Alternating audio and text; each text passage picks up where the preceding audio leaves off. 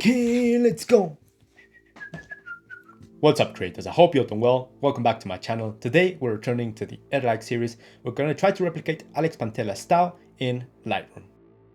Now you may remember that this profile, I've already covered it in the past, but a couple of you guys, Sebastian and Arno, told me to check it out once again because his style has changed quite a bit. So first of all, we're going to jump into Instagram, check out the main differences to the previous style, and just break down what he does in the color grading department. And then with that knowledge, we're going to go into Lightroom, edit a photo, and create a preset out of it. So let's get to it.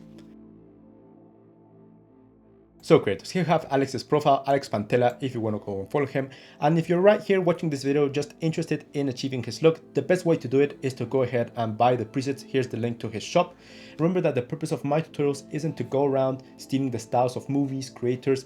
The purpose of my tutorials is just to learn how to color grade, and we're just using the profiles of these famous creators, famous photographers or movies as an example to create an exercise and learn in the process. Okay, so briefly, let's check out what his style looked when we created the first video. And this is in the overall general palette. We can see that his style is very flat. We're not gonna see any pure whites or any pure blacks in his image. The exposure is very dim and lowered. Then we have a very desaturated palette. The greens, very desaturated. The blues as well, desaturated. Everything is very flat and very, let's say very dim. And then we can check out the comparison to the new style. And obviously we can see the dramatic change in terms of contrast and in terms of warmth. So the most important thing that we can see that changed is the contrast. We're still preserving very well the highlights, as we can see in this image in the desert. We have the sun in the corner and we're not going to see any pure whites in this image. So highlights and whites, he's reducing them and bringing them down. But in the shadows, he's crushing them just a bit, in particular the blacks. So we have more of a contrasty looking image. Apart from that, we can see that most of the images, even in the portraits, we can see a bit of clarity and a bit of texture added in post-edition.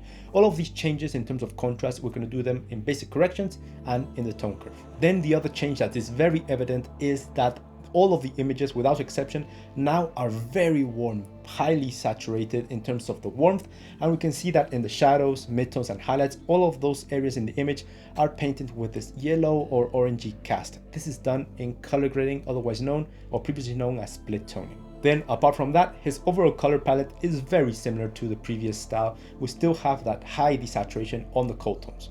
Blues, aquas, magentas are basically gone. So right here, this image is shot in the shadows and we should have a bit of blue creeping in into the blacks. We don't have any of that. It's completely desaturated and gone, with the exception of images which are shot at sea. Then obviously he returns a bit of the saturation. It would be logical. And then the other change is that the greens are shifted towards the warmer tones and they have a bit more saturation than in the previous style. So notice how the deep greens and the more vivid greens, all of them have a very similar amount of saturation and a very similar tone. Now, this is done in HSL in conjunction with camera calibration, which is a tool that allows us to create this homologated palette between different colors. So right here, yellows, greens, darker greens are all being meshed into a single color. Now, another thing that we have to keep in mind, because he's moving around with camera calibration, is notice how the skin tones are very orange. This is just a byproduct of messing around with camera calibration. You're also affecting the greens, but also affecting the yellows, which are in the skin tone. So therefore, all his skin tones are very orangey, and it looks like that he doesn't mind having orangey skin tones. It's not ideal for me, but it's just his style. So that's it for the analysis, guys. Now let's jump into Lightroom and start color grading. But before that, as always, I have to remind you that this preset that we're going to create today is going to be included in the Edit Like preset pack V3. Link up here in case you want to check it out. In that preset pack, you're going to find all the presets that we've created in the Edit Like series throughout this season. As I continue to analyze and break down more styles, more presets will be added into that pack. So that's a great way you can skip all my tutorials and avoid hearing my droning voice all the time. And in the process, you can support me so I can continue to do videos for you guys. If you're not interested in that pack, check out my personal presets, my personal LUTs that I use every single day to edit my photos and videos. I'll be very thankful if you can support me in that manner. If not, don't worry guys, just like the video, comment, all those things. Let's jump into Lightroom and start color grading. Okay, creators, here in Lightroom Classic, I have this little collection of images, and none of the images are shot in exactly the same lighting and environmental conditions as Alex's photos, but I think this one over here will work perfectly to try to replicate the colors. So I'm just going to select this one, and with D on my keyboard, I'm going to move into the develop module. But before that, as you can see over here in yellow, I have this photo from Alex, and I'm going to use this as a reference to create a side-by-side comparison between our edit and the image that we want to achieve the same color grade. So before we jump into the develop module, I'm just going to right click on it, and I'm going to set it as a reference photo. Then with D on my keyboard, I'm going to move to the develop module over here. Now to activate your side-by-side comparison with your reference photo, you can select Shift R on your keyboard, and then your reference photo will appear at the left so you can compare your edit. Now don't confuse it with the before and after, which is applied with Y on your keyboard. At the left is going to be your original photo, and at the right your final edit. So Shift R on your keyboard to activate the reference photo. So this is in essence what I want to achieve in this photo of myself just messing around with some analog cameras. Okay, now let's move down into the editing part. First of all, we're going to use the basic corrections, which is highlight, shadows, whites and blacks, a bit of the presence tab, and also the tone curve to achieve the contrasty look that we saw whilst preserving the highlights. And then we're going to move down into the color grading tools down here. So first of all, exposure and contrast. Now, as you can see, in exposure, I've already added a minus 0.35 stops of exposure because this image was a tiny bit overexposed, but I do not want this 0.35 stops to be applied into the other images when I apply this preset. This is just a correction, a local correction, if you wish, for this image in particular. So exposure, contrast, temperature, and tint, we're going to omit them, not save them within the preset. So we're going to use these 4 tools maybe to compensate any misfortune or any misshooting that we did on field. So let's move down to highlights. Now, highlights, remember that we want more information in the bright points on our image. We want to bring them down. If we go towards the positives, we introduce more brightness, therefore more contrast. So we're going to go towards the negatives. Not too much. We won't want an image which is completely flat. Maybe around the minus 45 is going to be enough. Then the shadows, we don't want to go towards the negatives, otherwise we introduce too much contrast. We're going to go a bit towards the positives to the plus 35s, just to introduce a bit more information in the dark points on our image, like over here. And then whites and blacks are different to shadows and highlights. Let's say that whites and blacks control the extremes of our exposure, the brightest points and also the darkest points. Meanwhile, shadows and highlights are more in the middle of our exposure. So whites, remember that we didn't have any pure whites in the images. So we're just going to move it down towards the negatives around the minus 10. And then we're going to introduce more contrast in the dark points on our image by reducing the blacks towards the negatives. Notice if I go towards the negatives, our image instantly becomes more contrasty. Maybe not too much, maybe a 20% is going to be enough. Okay, so the image is looking a bit more contrasty, but we're not quite there. Let's move down into the tone curve. Now, in the tone curve, we can basically do exactly what we did in the basic corrections, but we're not limited by 4 sliders. Down here, we can just add all the points that we want and divide our image into the amount of control points as we want. As you can see, you can add infinite number of points. I'm just going to reset all of these. And first of all, I'm just going to create a point in the midtones. We want to preserve the midtones so we don't move them around. And if you're not too sure where I placed it, you can always copy the values over here. Input, I have 119, and also as well in the output, these are basically the x-axis and the y-axis for the coordinates of this point over here. So right here, this point is preserving our midtones. I'm just going to drag the highlights down because we don't want any pure whites, and just dragging a bit more of the overexposed parts towards the negatives. Just around there. The output is going to be 235.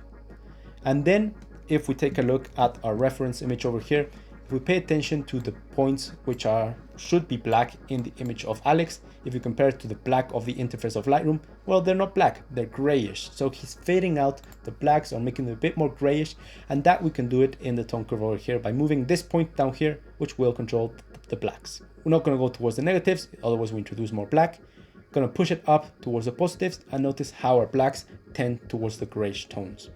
Obviously, this is way too much. I'm just going to go with a value around maybe a 10% in the output, and that's just creating this overall grayish tone in the darkest points on our image. Now, the problem that I have with raising the blacks is that we're also raising a bit of the shadows, and we're losing a bit of that contrast that we added in the basic corrections. So what I'm going to do is create a point over here in the shadows, and I'm going to drag it below the diagonal, introducing more strength into the dark points on our image. Something around these values, it's going to be input in the 18, and output as well in the 18. Now our image is looking very punchy, very contrasty compared to our original image. Now, as you can see, a little byproduct of adding contrast is that we're adding more saturation. We didn't move any of the sliders that control saturation, but we just add more contrast and therefore more intensity into some of the colors. And that's why our image compared to original is a bit more colorful. But we're going to take care of that in the future. Don't worry about it. So to finalize our exposure and contrast, up in the presence tab, we have texture and clarity. And once again, if I put up our reference photo over here, we can notice that we have a little bit of sharpness, extra clarity and texture in the image, in particular in the wrinkles and also in the face. We can notice it. So I'm just going to go towards the positives, not too much with the texture, otherwise it becomes completely unnatural. This is just looking horrible, in particular the out of focus elements. I'm going to go around the 5% to a 10%, depending on what you want. And then clarity again, not towards the positives too much, otherwise we introduce too much contrast in the midtones, maybe around the 5% as well, just to add a bit more sharpness and crispiness into our image. And there we have our exposure and contrast basically done. So that's it for the exposure and contrast. Now let's move down into the color grading. Now for color grading, we're going to use three tools: camera calibration, color grading, and also HSL. It's not going to be too difficult of an edit. Now, first of all, let's move down to camera calibration, which is a tool that will allow us to change the green, the red, and the blue primaries, otherwise known as the RGB. The combination of these three colors will affect the entirety of our image, as these three colors control the exposure and also the tonality of every single pixel on our digital image. So we always have to keep in mind that you're changing the entire color palette or the entire color science of your photograph by messing around with these three sliders. So for example, as you can see, if I move the blue primary, I'm going to move, yes, the blues, but also I'm going to affect the other colors as well. So pay attention how I move it, and we're changing dramatically the rest of the image. So always have to keep in mind that this tool is supremely powerful, and you have to be very careful so you don't have unwanted changes in other colors that you're not editing. So right here, what we want to do in camera calibration, first of all, is make all the greens more similar to each other. In the background, we have some deeper greens. Over here, we have some darker ones. Over here, we have some vivid ones. We want to change them into a very similar hue so we can edit them in a similar manner. So first of all, green primary, not going to go towards the positive. Otherwise, we change all of the greens. As you can see, they all become a same color into more of a cooler tone. We want to go towards the negatives and not too much. Otherwise, our image is a bit too yellowish. Maybe around an 11-15% is just going to be enough. Again, I like to be a bit more conservative with the values that I introduce in camera calibration. And then saturation will control the amount of brightness. So if you introduce more saturation into a specific hue, it will amp up also the exposure. As you can see, if I pull up the saturation on the green primary, all the greens become a lot more vivid and a lot more bright. Now, I'm not interested in this for this edit. We want to bring it down to make them a bit more opaque. So again, towards the negatives, around an 11 to 15 is going to be enough. With this movement, we can see that the greens in the background are a bit more similar or closer to the greens that we have in the foreground and also down here. They're not too dissimilar from each other. Now, another thing that we want to do here in camera calibration is alter the skin tones. As we saw in the example images, we saw that Alex's skin tones in some images was a bit oversaturated, but normally it was a bit more towards the tan colors, a bit more orangey and yellowish, not completely natural. And we can achieve this in camera calibration. So what I'm going to do is move the red primary, as obviously the red will control all of the pinks and the reds in the skin.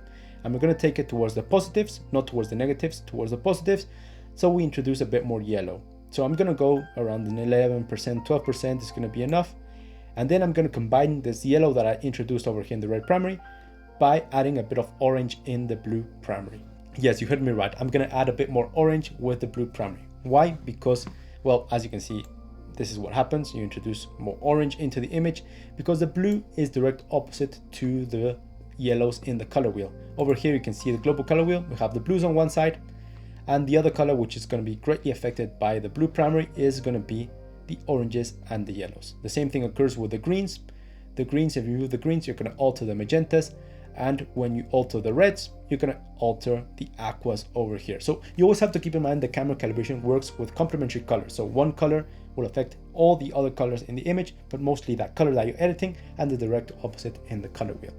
I know it's a lot of gibberish. I already made a tutorial about camera calibration, link up here in case you want to check it out, where I go more in detail and you can see some examples on how to use it. So right here, I'm just going to introduce a bit more orange into the skin tone towards the negatives. And as you can see, Our skin tones are completely orange over here, which is way too much. I'm going to go with a value around the -5 just to make them a bit more orangey than usual. Okay, so we can see what camera calibration has done, and it's a very minuscule movement over here. In this image in particular, we deactivated this before and after, and it's a very subtle change, just homologating a bit of the greens in the background and changing a bit of the skin tones. Now let's move up into HSL to detail some of the colors. Camera calibration works with the entirety of the colors of your image. HSL works with specific colors. So HSL is, well, it's previously known as HSL. Now it's within Color Mixer. You can find HSL over here. And here you can change the hue, the saturation, and the luminance of any specific color that you wish. So in the hue, we're just going to move two sliders. We're going to move the yellows, which will control a lot of the greens, as you can see over here. We're going to change them towards the warmer tones as well. We don't want them towards the emeralds, a bit towards the negatives, maybe around the 50s, something around these values. And then the greens will control the deeper greens, as you can see. We're going to change them towards the negatives as well, a bit more towards the negatives than the previous slider, just to make them a bit more similar to each other, just taking them closer to each other. And there we have very orangey and very yellowish greens in the background. Next, in saturation, I'm going to bring down a bit of the intensity of most of these greens and the blues. So first of all, in his images, we didn't see any blues, so I would be tempted to go towards the -100. But again, we don't want the image to be completely black and white over here, which is very strange. I'm going to go around the -75s for the aquas and also for the blues over here. And again, if your image has a lot of blue, maybe the sea or maybe the sky, I would advise you to maybe bring back a bit of a saturation so the image isn't completely unnatural. Then purples, we don't have any purples on these images. And magentas, I'm going to leave it at 0 just in case you're taking a photo of a model which is white skinned. Normally the lips in people with white color skin are controlled by the magentas, and you don't want the lips to be completely black and white. So I'm just going to leave it at 0 just in case. But we are going to bring back a bit of the saturation on these greens, which are very vibrant. Just going to take it around the -30s. It's going to be the value for the yellows and the greens, just taking out a bit of the intensity of these hues over here. Okay, so this is the before and after from our color mixer. We have a very vivid image. Now we're making it a bit more dim and desaturating the specific hues and taking the greens towards the colors that we wanted. Now, the final step is adding that warm cast into the entirety of the image that we saw in basically all the images, independently if they were shot in the jungle or in the desert. All of the images had a very warm cast added into the entirety. Now, right here, you could be tempted to use the temperature slider that we have all the way at the top.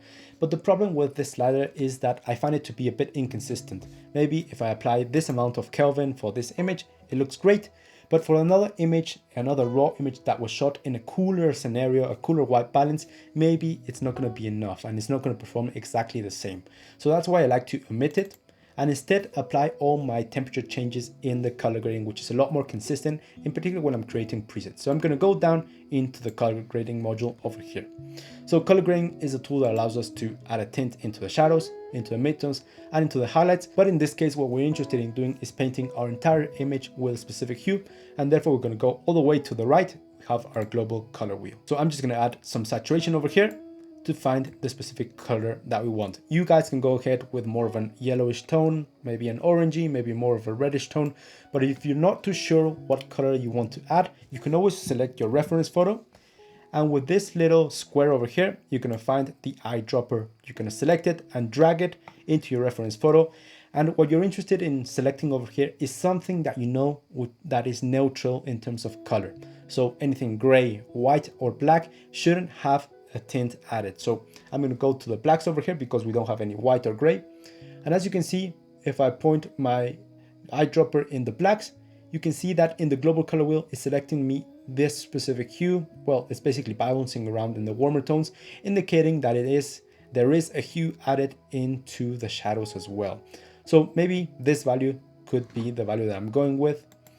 And in this case, I'm just going to reduce a bit of the saturation because it's way too much. Maybe a very subtle percent, around the 9% is going to be just enough. The hue is going to be 20 or 19 depending on what you're looking for. So again, just like in camera calibration, in the color grading department, I like to go a bit more subtle with the saturation values because, well, you don't know how it will perform in other scenarios. Maybe it's way too saturated. I like to make our presets a bit more useful for different scenarios. And then if you want more of an intense look, you can always go down into the settings and move them manually. So I'm going to go with 20 in the hue and the saturation around the 10%.